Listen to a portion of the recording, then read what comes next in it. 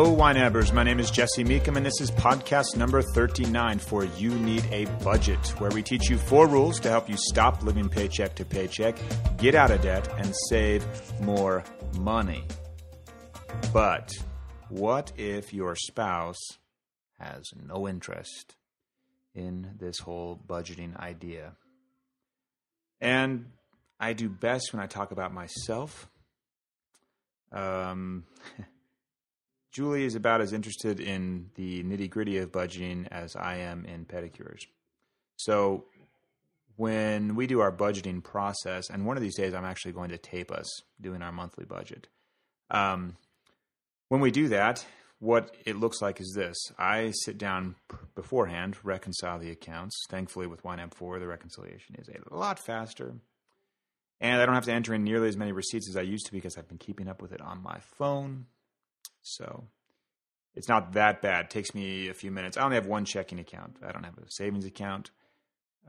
We have a credit card. So those 2 accounts get reconciled, and I'm good to go. Then I go over to the budget, and I look it over myself.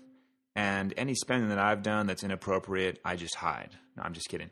I do look it over myself. I fill in all of the categories that need filling in that are just static. Like all of our fixed expenses are in one big category, and I know that we have to put in $400 a month to meet all these different things. Like everything conceivable, it's this fixed expense. It goes in there, and it ends up being $400 a month.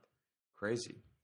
And then I stick in our variable guess for bills that are guesses, like utilities, city stuff. So I just keep it evenly keeled and budget the same amount. So during the summer, the air comes on a little more. We pay for that. But during the winter, the heat comes on a little more. We pay for that.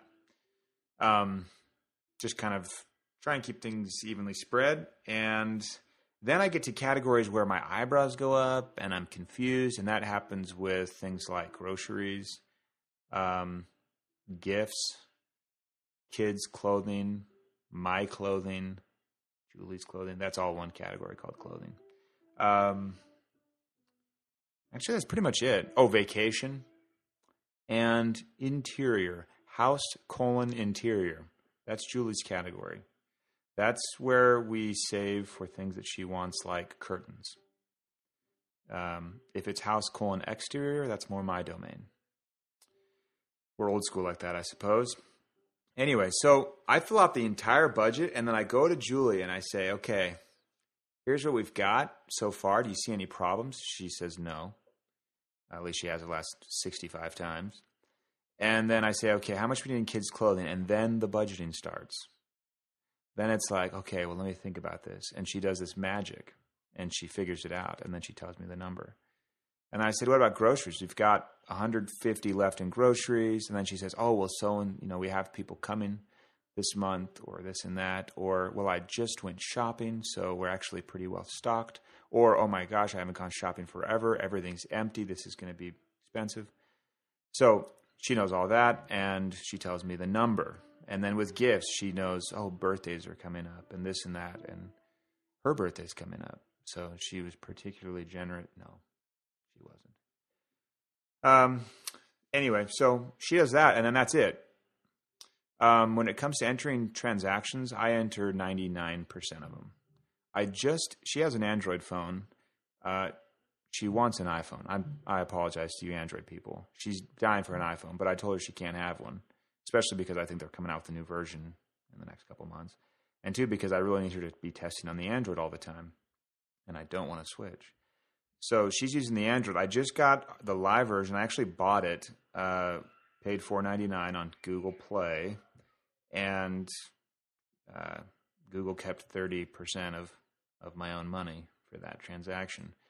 But she now is a proud owner of it, and I want to get her to record her transactions on the go. I think she'll do it. She has 5 kids in tow sometimes, so it's way harder than for me, where I just lollygag around by myself all day running errands. It's easier for her. I mean, that was a Freudian slip. It's harder for her. But I told her, hey, just, get all the kids buckled up, sit in the car for a second, get the air conditioning going, take 10 seconds. And she's like, I can do that. What's cool about feedback we're getting in regards to the Cloud Sync functionality in YNAB 4 is that people are saying, oh my gosh, my spouse never wanted to do this and now they are.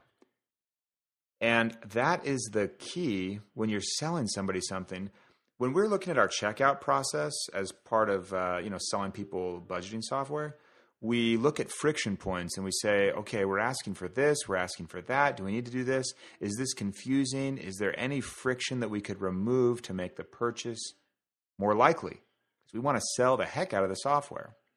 And you have to think about it the same way with the budgeting concept. So remove friction as much as possible. Look at it and say, you know what?